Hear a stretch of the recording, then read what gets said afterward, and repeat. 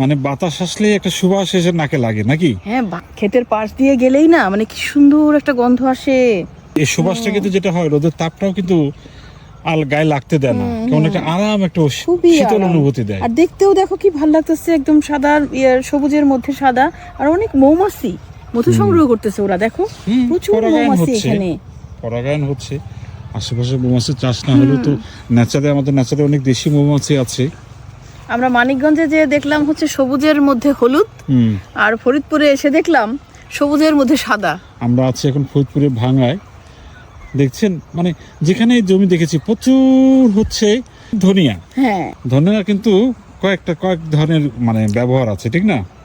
পাতার একটা পাতা, আমরা তো শীতের আসলেই ধনিয়া পাতার জিভে জলই আসে। আসলে ভর্তাটা না, ভর্তা থেকে বড় ব্যাপার হচ্ছে কি জানো, আলু, সে সিম, কখনো টমেটো আর ধনে পাতা দিয়ে ঝোল করে পুঁটি মাছ রান্না। হ্যাঁ, মানে যে কোনো ছোট মাছের মধ্যে না ধনে পাতা দিলে মানে অসম্ভব ভালো লাগে। আর আমার নানিকে কি দেখতাম জানো, এই যে এখন যেমন আমরা বাজারে যে ধনে পাতায় যে আটি ধরে আনি না, একদম গোড়া থেকে তুলে আনি, আমার নানি বাড়িতে কিন্তু এরকম ছিল না, গোড়া থেকে কখনো গাছ তুলতো না, দেখতাম পাতা ছিঁড়ে আনতো আমার নানি। মানে গাছটাকে রক্ষা করতো, ওই পাতা ছিঁড়ে আনতো। দেখো বাতাস শুরু হয়ে গেছে, ইস কি যে ভালো লাগতেছে দেখতে। দেখো যখন দোলে পুরোটা ভীষণ সুন্দর লাগে।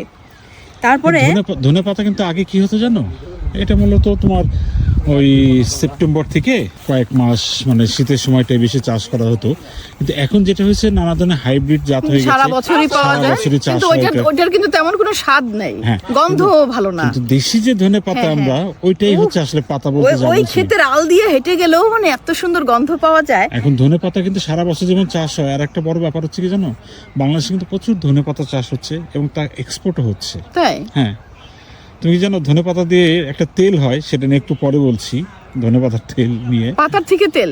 হ্যাঁ, ধনে থেকে আর কি। আর যেটা হয় তোমার, ধনে তো পাতা খাওয়া হয়, আর যে ফসলটা পাওয়া যায় ধনের বীজ বলি আমরা, ওটা পেস্ট করে মানে ডাস্ট করে আসলে তরকারিতে রান্না করা হয়। আমরা তো ধনেটা ব্যবহার করি তরকারিতে। আস্ত অনেকে বিক্রি করে, আস্ত রেখে দেয় পরবর্তী মৌসুমে চাষ করার জন্য, আচারের মধ্যে দেয়। আর আমার নানি না আরেকটা জিনিস করতো, যেটা না বললেই নয়, এই যে ধনে যে পাতাগুলো আছে না, এটা কিন্তু কচি পাতাটা না, এরকম যখন বাতি হয়ে যেত, এই যে একটু বাতি গাছের থেকে এরকম পাতা নিয়ে সেই পাতা কি করতো, তারপরে পাটায় বাটতো, বেটে বিভিন্ন যে রসুন, তারপরে তোমার যে তেঁতুল, এগুলো দিয়ে মাখায় সরিষার তেল দিয়ে দেখতাম রোদে দিয়ে রাখতো। তারপরে ওই যে কাচের বয়মের মধ্যে না ওই সরিষার তেল দিয়ে যে ছোট ছোট করে নাড়ুর মতো গোল গোল করতো, ওইগুলো দেখতাম যে তেলের মধ্যে ডুবায় রাখতো। সারা বছর ওই আচারের ঘ্রাণ না মানে এখনো আমার নাকে লেগে আসছে। ধনে গাছে কিন্তু একটা সুবিধা কি জানো, একটা নির্দিষ্ট পরিমাণ একটা জমিতে 100 কেজি ধনের চাষ ছিল আর কি, সেই জমিতে যদি তোমার সেচ দেওয়া হয়, সেই চাষটা কিন্তু ডাবল হয়ে যায়, জানো? অদ্ভুত একটা বিষয় আছে।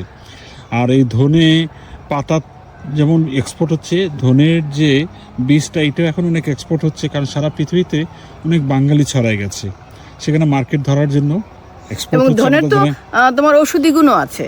ঔষধি গুণ আছে, এটার মধ্যে প্রচুর ভিটামিন সি আছে কিন্তু, জানো?